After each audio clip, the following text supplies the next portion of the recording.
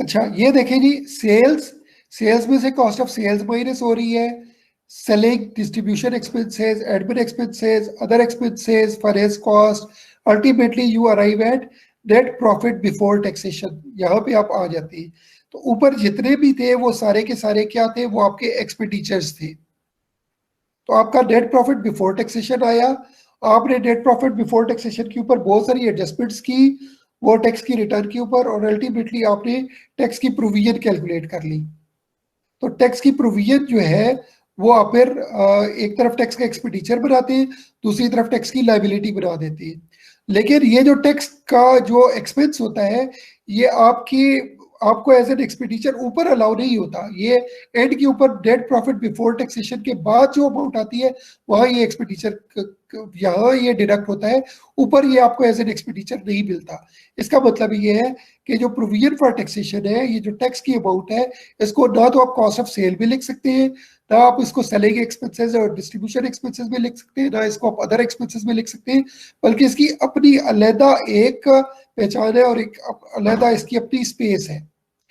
तो इसका मतलब ये है कि आपको जो टैक्स है, टैक्स इटसेल्फ एज आपको एज एन एक्सपेंडिचर अलाउड नहीं होगा। ना तो टैक्स के अमाउंट को आप कॉस्ट ऑफ सेल भी लिख सकते हैं, ना टैक्स के अमाउंट को आप सेलिंग डिस्ट्रीब्यूशन एक्सपेंसेस भी लिख सकते हैं, या आपका बिजनेस एक्सपेंस के तौर पे आप यहाँ पे कहीं भी नहीं लिख सकते। तो अगली जो स्लाइड है वो क्या कहती है कि no deduction shall be allowed in computing the income of a person under the head income from business for any cess, rate, tax paid or payable to government against profit। तो आपके profit, आपकी income के ऊपर जो tax है, income tax, वो आपका expense नहीं है। आप उसको बिजनेस एक्सपेंस के तौर पे ट्रीट नहीं करते, बल्कि आपकी बिजनेस इनकम के ऊपर अल्टीमेटली जो amount add up ultimately arrive at होती है, जो आपकी टैक्सेबल इनकम है, उसके ऊपर आप प्रॉफिट के ऊपर, उस टैक्सेबल प्रॉफिट के ऊपर टैक्स कैलकुलेट करती है। तो इसका मतलब है जो इनकम टैक्स है वो आपका एक्सपेंडिचर नहीं है, वो आपका बिजनेस एक्सपेंडिचर नहीं है, वो सेपरेट सी अमाउंट है। ठीक है। सो ये पहली क्लॉज क्या कहती है, ये इनएडमिसिबल डिडक्शंस का सेक्शन है 21। ये कहता है कि आपको कुछ बिजनेस के जो अमाउंट्स है, हालांकि आपने टैक्स पे किया, आपने बिजनेस से चेक के थ्रू पे किया, लेकिन वो आपको as an expenditure, as a deduction allowed नहीं है पीएनएल के अंदर। इसका मतलब है प्रॉफिट बिफोर टैक्सेशन के अंदर आप टैक्स माइनस नहीं कर सकते। आप इसको हमेशा नेट प्रॉफिट बिफोर टैक्सेशन के बाद इसको माइनस करेंगे, उससे पहले माइनस नहीं कर सकते। ये स्लाइड का मतलब है।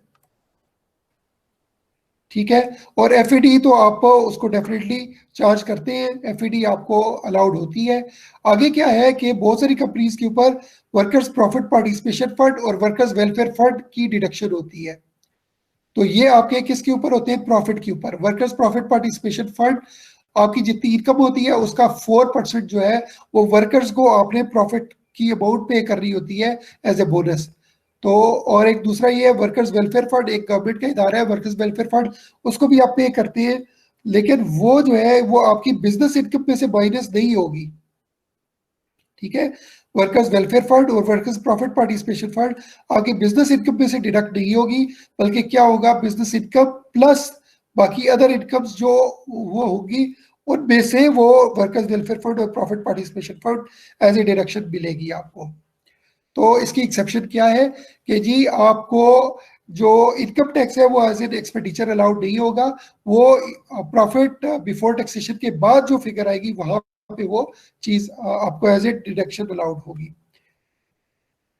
सो वर्कर्स वेलफेयर फंड और वर्कर्स प्रॉफिट पार्टिसिपेशन फंड ये आपको एज ए डिडक्शन अलाउड होती है, लेकिन इनकम टैक्स आपका बिजनेस एक्सपेंडिचर के तौर पे आपको अलाउड नहीं होता।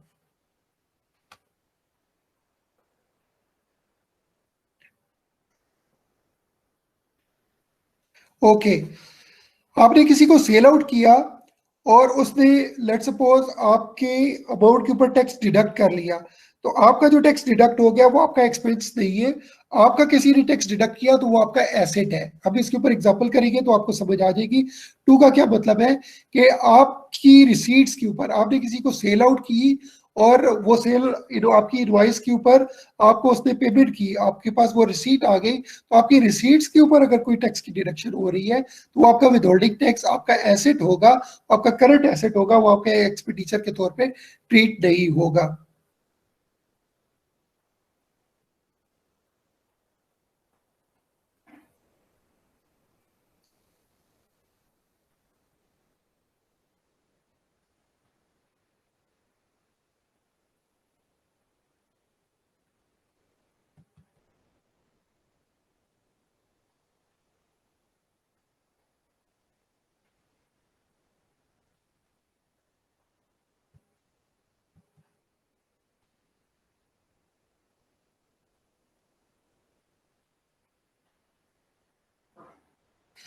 अब आप पढ़ते हैं जी सेक्शन 21, सेक्शन 21।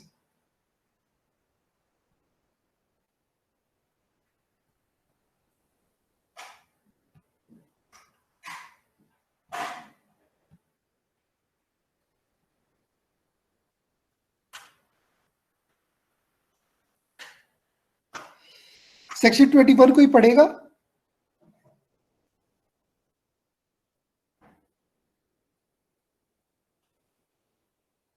मैं पढ़ देती हूँ।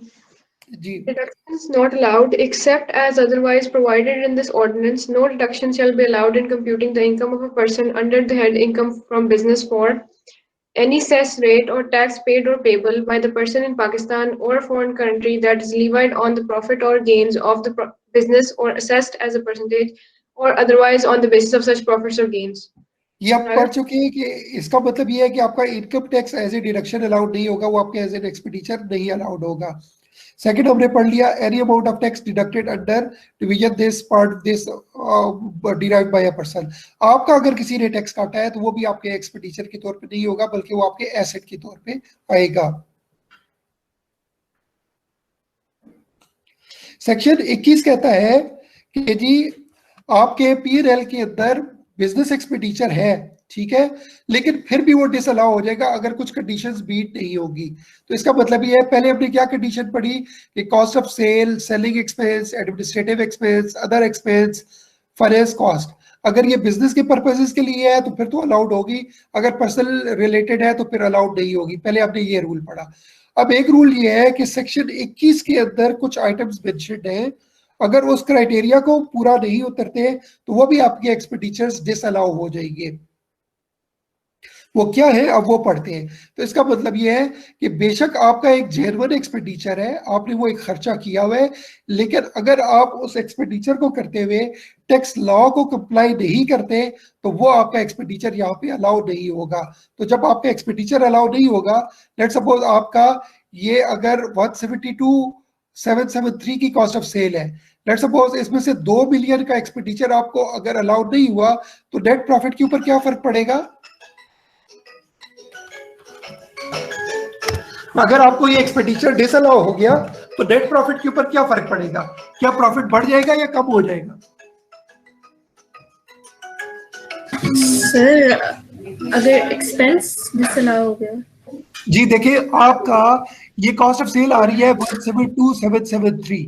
लेट्स सपोज 172,773 में से 2 बिलियन की अमाउंट आपको डिसअलाउ हो गई, ठीक है, या 172 में से 170 तो अलाउ हो गया, 2 बिलियन आपको अलाउ नहीं हुआ या 2 बिलियन अलाउ नहीं हुआ, तो वो क्या होगा?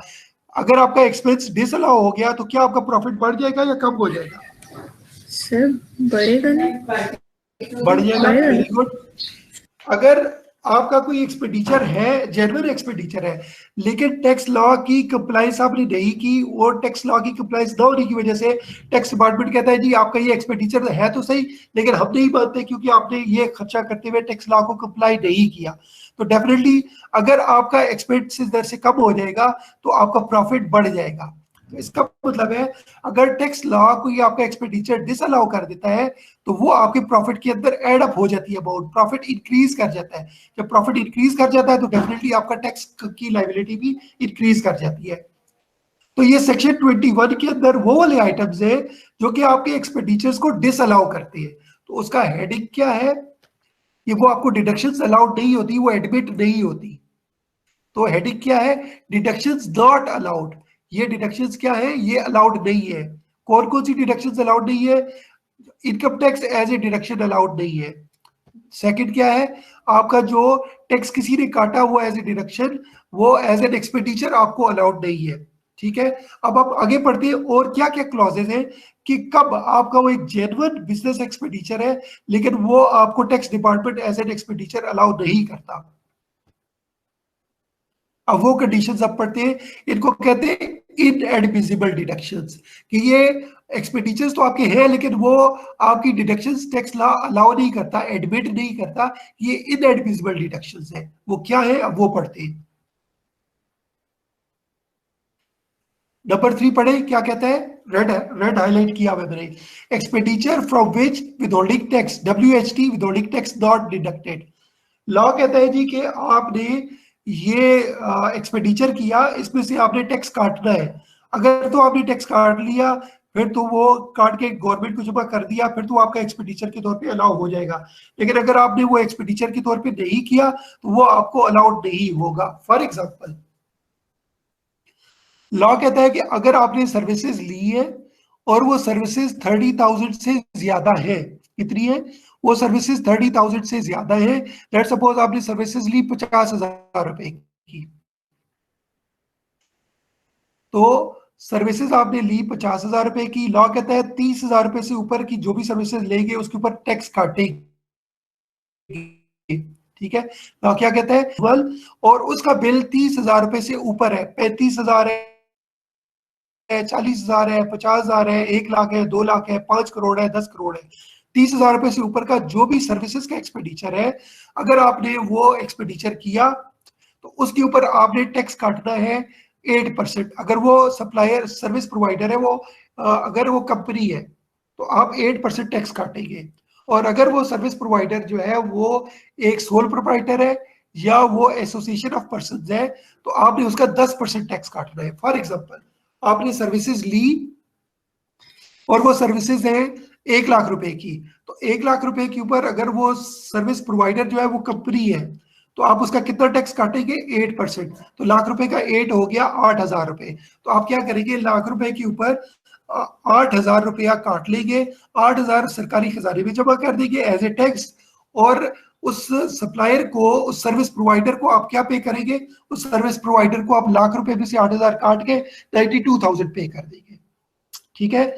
सिमिलरली, अगर वो कंपनी नहीं है, अगर सर्विस प्रोवाइडर है, वो सोल प्रोप्राइटर है या पार्टनरशिप फर्म है और उसने आपको लाख रुपए की सर्विसेज दी है, तो आपने उसको पेमेंट करनी है। जब आप पेमेंट करेंगे तो आप उसको पूरे का पूरा लाख रुपया नहीं पे करेंगे, बल्कि आप उसमें से विदहोल्डिंग टैक्स काटेंगे। किस रेट से काटेंगे? 10% से काटेंगे। तो लाख रुपए का 10% हो गया 10,000। तो अगर वो एक इंडिविजुअल है या वो एक सोल प्रोप्राइटर है, तो उसका आप 10% काटेंगे, 10,000 रुपया काट के 10,000 रुपया हुकूमती खजाने में जमा करा देंगे। और क्या करेंगे कि बाकी 90,000 रुपया वो आप उस पार्टी को पे कर देंगे, ठीक है। तो सर्विसेज के लिए रूल क्या है कि अगर आपने सर्विसेज ली है और वो सर्विसेज 30,000 रुपए से ऊपर है, तो फिर आप टैक्स काटेंगे। अगर लेट सपोज वो आपकी सर्विसेज 25,000 रुपए की है, तो वो फिर टैक्स नहीं कटेगा। अगर सर्विसेज 10,000 रुपए की है तो आप टैक्स नहीं काटेंगे। अगर सर्विसेज 20,000 रुपए की है तो टैक्स नहीं काटेंगे। Even services are equal to 30,000, अगर वो 30,000 रुपए की सर्विसेज है तो फिर भी आप टैक्स नहीं काटेंगे। टैक्स सर्विसेज के ऊपर तब आप काटेंगे कि जब वो उसकी इनवॉइस, सर्विस प्रोवाइडर की इनवॉइस 30,000 रुपए से ऊपर होगी। तो आपको मुख्तलिफ सर्विसेज आई, आपने उनमें देखना है। लेट सपोज 3 सर्विसेज है, एक 25,000 रुपए की सर्विस है, एक 50,000 रुपए की सर्विस है, एक किसी और पार्टी की 2 लाख रुपए की सर्विस है। तो 25,000 रुपए वाली को आप इग्नोर कर देंगे, उसमें से टैक्स नहीं काटेंगे। 50,000 वाली को 50,000 रुपए की 50,000 रुपए के ऊपर आप टैक्स काटेंगे। तो 50,000 रुपए का 8% क्या होगा? 4,000 रुपए आप टैक्स काट लेंगे। सिमिलरली 2 लाख रुपए का बिल है तो उसके ऊपर अभी आप टैक्स काटेंगे, पूरी अमाउंट के ऊपर टैक्स काटेंगे। अगर लेट सपोज आपका बिल था 2 लाख रुपए का और वो जो सर्विस प्रोवाइडर है वो है कंपनी, तो कितना टैक्स कटेगा? अगर सर्विसेज का आपका बिल है 2 लाख रुपए का और वो जो सर्विस प्रोवाइडर है वो कंपनी है, तो कितना टैक्स कटेगा? कंपनी के केस में 8% टैक्स कटेगा। और अगर वो इंडिविजुअल या सोल प्रोप्राइटर है तो कितना टैक्स कटेगा? 10,000। 10%. ठीक है। तो अगर बिल 2 लाख रुपए है तो कंपनी के केस में कितना टैक्स कटेगा?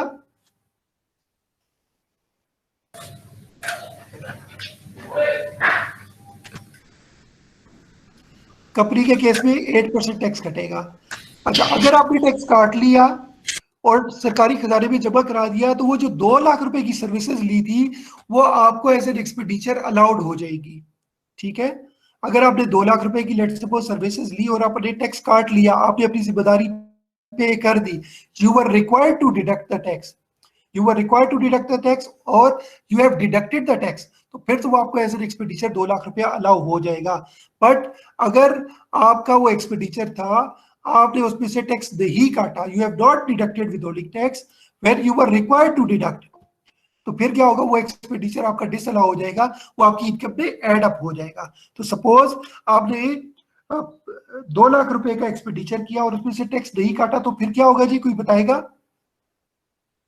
सर अगर नहीं काटा विथहोल्डिंग टैक्स जबकि अलाउ मतलब लाइक रिक्वायरमेंट थी उसको कट करने की, तो फिर वो डिसअलाउ हो जाएगा एज एक्सपेंडिचर और फिर वो इनकम में ऐड हो जाएगा। वेरी गुड, शाबाश। आगे चलते हैं सैलरीज के ऊपर। आपने एक एम्प्लॉय को हायर किया और उसकी सैलरी है 5 लाख रुपया, तो 5 लाख रुपए के ऊपर टैक्स नहीं कटेगा। टैक्स के लिए क्या रेट है, आपने स्लैब रेट भी पढ़ा था, 6 लाख रुपए का स्लैब रेट है, तो 6 लाख रुपए तक आप टैक्स नहीं काटेंगे। जब सैलरी 6 लाख रुपए से ऊपर होगी तो फिर आप टैक्स उसका काटेंगे। वो सैलरी के रेट्स अपने ऑलरेडी पढ़े हुए कि वो किस रेट के ऊपर टैक्स होगा। तो मुझे आप बताएं, अगर किसी की सैलरी 4 लाख है तो क्या आप टैक्स काटेंगे? नहीं नो सर। सर। अगर उसकी सैलरी 5 लाख है पूरे साल की, तो क्या टैक्स काटेंगे? नहीं सर। नहीं काटेंगे। अगर उसकी सैलरी 8 लाख रुपया है तो क्या टैक्स की डिडक्शन होगी? जी सर। होगी। ओके। अगर उसकी सैलरी है 10 लाख रुपया और आपने टैक्स नहीं काटा, तो फिर क्या होगा?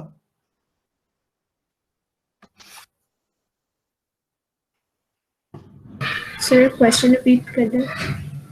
क्वेश्चन ये है कि एक एम्प्लॉई है जिसकी सैलरी है 10 लाख रुपए, तो क्या आप उसको टैक्स काटना बनता है या नहीं बनता? क्या आप टैक्स काटेंगे या नहीं काटेंगे? सर रिक्वायरमेंट तो है। रिक्वायरमेंट है, आप टैक्स काटेंगे। अगर आपने टैक्स काट के जमा करा दिया, फिर तो वो सैलरी 10 लाख रुपए की आपके एक्सपेंस के तौर पे आ जाएगी। लेकिन अगर 10 लाख रुपए की सैलरी आपने पे की लेकिन उसमें से टैक्स नहीं काटा, तो वो पूरे का पूरा 10 लाख रुपए का एक्सपेंडिचर डिसअलाउ हो जाएगा, आपके एक्सपेंडिचर के तौर पे ट्रीट नहीं होगा और आपकी इनकम में एड बैक हो जाएगा। आपकी इनकम, आपका प्रॉफिट बढ़ जाएगा। ठीक है? तो whenever you were required to deduct tax from salary और आपने नहीं काटा, तो क्या हो जाएगा, वो आपकी सैलरी में, वो आपकी सैलरी का एक्सपेंडिचर ट्रीट नहीं होगा और वो आपकी इनकम के अंदर एड अप हो जाएगा। ठीक है?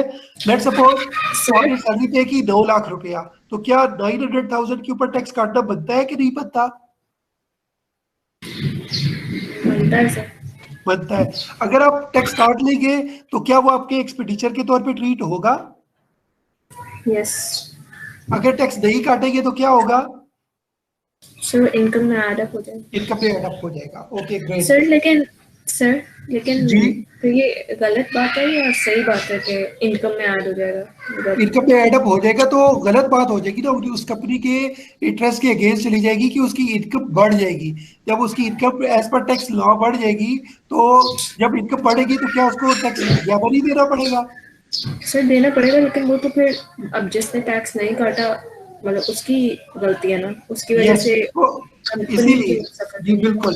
तो जब उसने टैक्स नहीं काटा तो आपकी वो इनकम बढ़ जाएगी और जब इनकम बढ़ जाएगी तो इनकम टैक्स भी बढ़ जाएगा। तो आपको एक तरह से समझ लें कि आपको एक पेनल्टी पड़ रही है। तो लॉ क्या कहता है कि whenever you have incurred any expenditure from which you have not deducted the tax when the law required you to deduct the tax। जब लॉ कहता था कि जी आपने टैक्स काटना है, सर्विसेज दी तो 30,000 रुपए से ऊपर की सर्विसेज दी और 8% कंपनी के केस में और 10% सोल प्रोप्राइटर या इंडिविजुअल के केस में या पार्टनरशिप फर्म के केस में आपने टैक्स काटना था। आपने अगर काट लिया तो वो आप एक्सपेंस के तौर पर प्रॉफिट लॉस में लिख सकते हैं। लेकिन अगर आपने टैक्स नहीं काटा तो प्रॉफिट लॉस में वो बेशक लिखा रहे वो डिसअलाउ हो जाएगा, वो प्रॉफिट में एड अप हो जाएगा। जब प्रॉफिट में एड अप हो जाएगा तो इसका मतलब है प्रॉफिट आपका बढ़ जाएगा। जब प्रॉफिट बढ़ जाएगा तो फिर आपका इनकम टैक्स भी बढ़ जाएगा और आपको अपने पल्ले से एक्स्ट्रा इनकम टैक्स देना पड़ेगा। अब आ जाते हैं रेट के केस में। अगर आपका रेट 2 लाख रुपए से कम है या 2 लाख रुपया है तो आप टैक्स नहीं काटेंगे रेट के ऊपर। तो अगर लेट सपोज रेट 2 लाख रुपए से ऊपर है, रेट है आपका 3 लाख रुपए और जो रेट का जो स्लैब रेट है जो कि आपने उधर पढ़े थे रेट के रेट्स, अगर आपने उसका टैक्स काट लिया है तो फिर तो आपको वो जो रेट एक्सपेंडिचर है वो आप प्रॉफिट लॉस के अंदर डाल सकते हैं और आपको एज एन एक्सपेंडिचर लिख सकते हैं।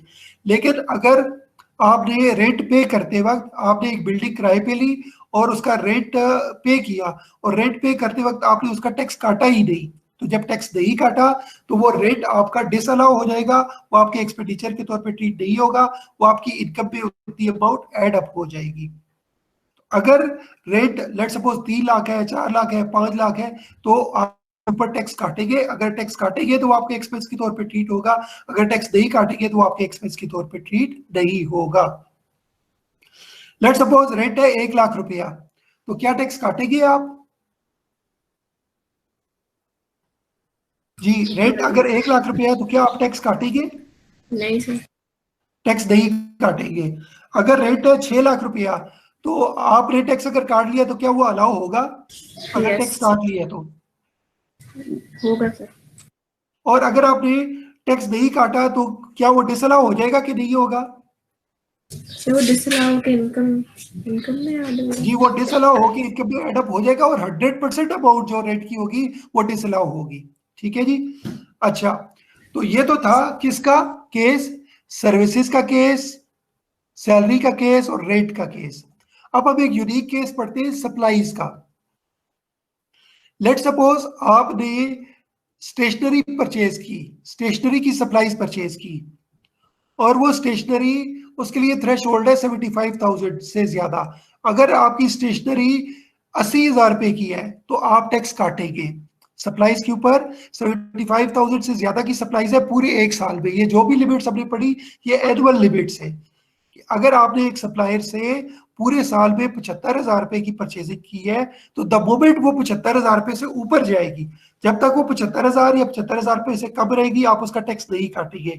लेकिन द मोमेंट वो 75,000 रुपए से बढ़ के 76,000 हो जाएगी तो आप उसके ऊपर टैक्स काट लेंगे, और वो पूरी की पूरी 76,000 रुपए के ऊपर टैक्स काटेंगे, जो प्रीवियस परचेजेस है उनके ऊपर भी काट लेंगे आप। अच्छा, अब बताएं कि लेट सपोज आपने सप्लाईज परचेज की है 1 लाख रुपया, तो क्या आप टैक्स काटेंगे या नहीं काटेंगे? यस सर काटेंगे। अगर सप्लाईज 70,000 की होगी तो क्या टैक्स डिडक्ट होगा कि नहीं होगा? No sir. जी, नहीं होगा सर। नहीं होगा। अच्छा, अगर आपकी सप्लाईज 75,000 से लेस होगी तो आप टैक्स नहीं काटेंगे, ठीक है। और अगर 75,000 से ज्यादा होगी तो टैक्स काटेंगे। अब टैक्स किस रेट से काटेंगे? अगर आपका सप्लायर कंपनी है तो आप 4% टैक्स काटेंगे। लेट सपोज लाख रुपए की आपने सप्लाईज परचेज की और जो सप्लायर है वो कंपनी है, एक कंपनी ने आपको सप्लाईज की है, तो आप क्या करेंगे? लाख रुपए में से 4% टैक्स काट लेंगे, और वो 4% टैक्स कितना होगा? लाख रुपए का 4%, 4,000 रुपए, वो आप सरकारी खजाने में जमा करा देंगे। और जो बाकी अमाउंट होगी, लाख रुपए में से 4,000 आपने गवर्नमेंट के ट्रेजरी में जमा करा दिया, और बाकी जो 96,000 है वो आपने सप्लायर को पे कर दिया। ठीक है जी। तो अगर तो आपने वो डिडक्ट करके पे कर दिया तो वो सप्लाईज 1 लाख रुपए की आपके एक्सपेंडिचर के तौर पे ट्रीट होगी। लेकिन अगर आपने उसमें से टैक्स नहीं काटा तो फिर क्या होगा? वो एक्सपेंडिचर डिसअलाउ हो जाएगा, वो 100% एक्सपेंडिचर। लेट सपोज वो स्टेशनरी है तो वो 100% एक्सपेंडिचर डिसअलाउ हो जाएगा, या अगर वो एंटरटेनमेंट की सप्लाईज है तो वो 100% डिसअलाउ हो जाएगी। अगर वो सप्लायर इंडिविजुअल है या पार्टनरशिप फर्म है, फिर 4% की बजाय आप कितना टैक्स काटेंगे? 4.5%। तो ये रूल किसका है? सप्लाईज का। कि सप्लाईज के केस में अगर वो सप्लाईज 75,000 से ज्यादा की है तो आप टैक्स काटेंगे। कंपनी के केस में 4% काटेंगे, इंडिविजुअल या एओपी के केस में 4.5% काटेंगे। अगर सप्लाईज 80,000 है तो टैक्स कितना कटेगा जी? कंपनी अगर है, सप्लायर अगर कंपनी है और सप्लाईज 80,000 की है तो कितना टैक्स कटेगा? 4% सर। 4%। और अगर सप्लायर इंडिविजुअल या एओपी है तो फिर कितना टैक्स कटेगा? 4.5। 4.5। अगर सप्लाई 75,000 की है तो फिर क्या होगा? तो फिर नहीं होगा। फिर नहीं होगा। और अगर 75 से लेस होगी तो फिर क्या होगा? तब भी नहीं होगा। तब भी नहीं होगा। तो अगर आपकी 75,000 से लेस है और आपने टैक्स नहीं डिडक्ट किया तो क्या वो आपका एक्सपेंडिचर डिसअलाउड होगा या अलाउड होगा?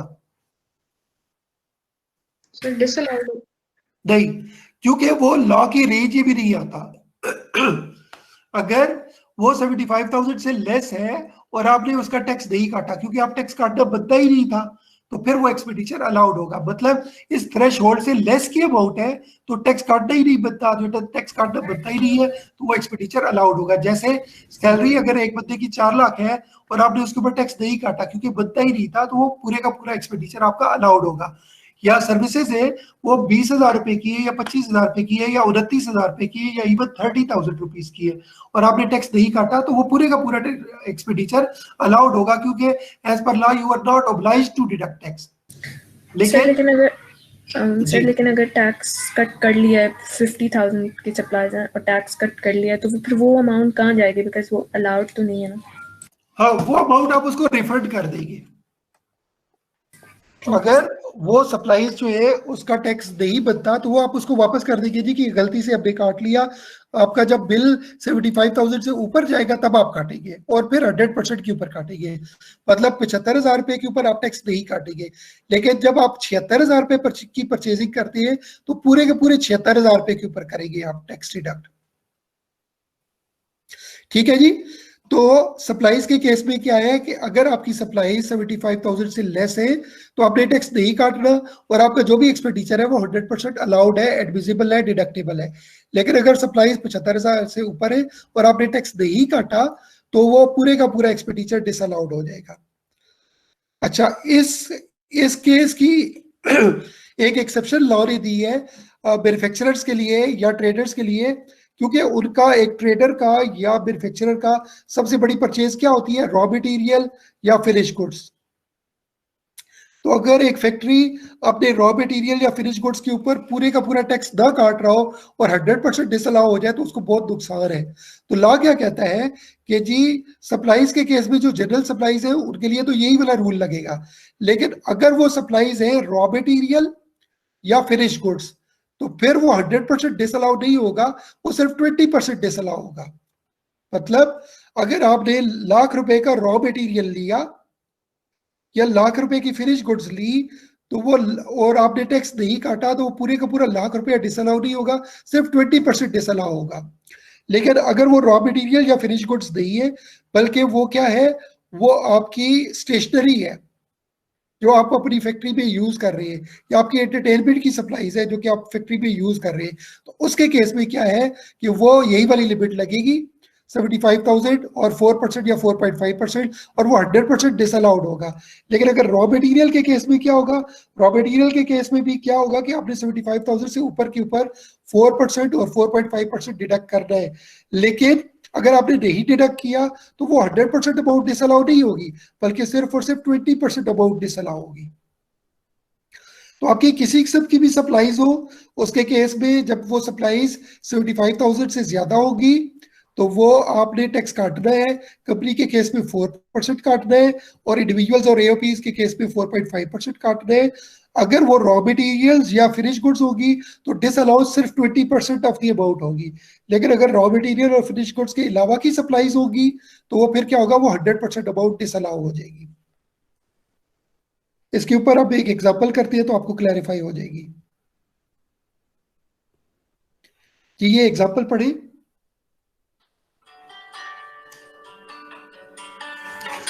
जी ये एग्जांपल पढ़े जरा।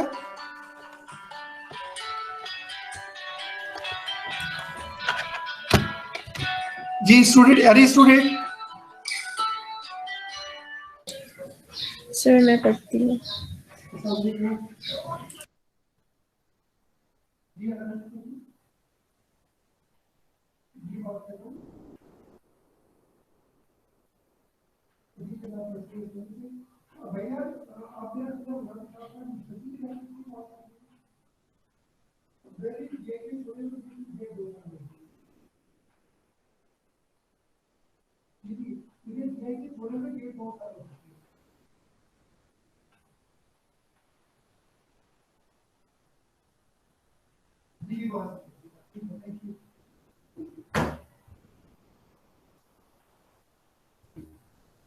जी स्टूडेंट्स, इट सेज कि mister Aamir purchase raw material amounting to ₹100,000।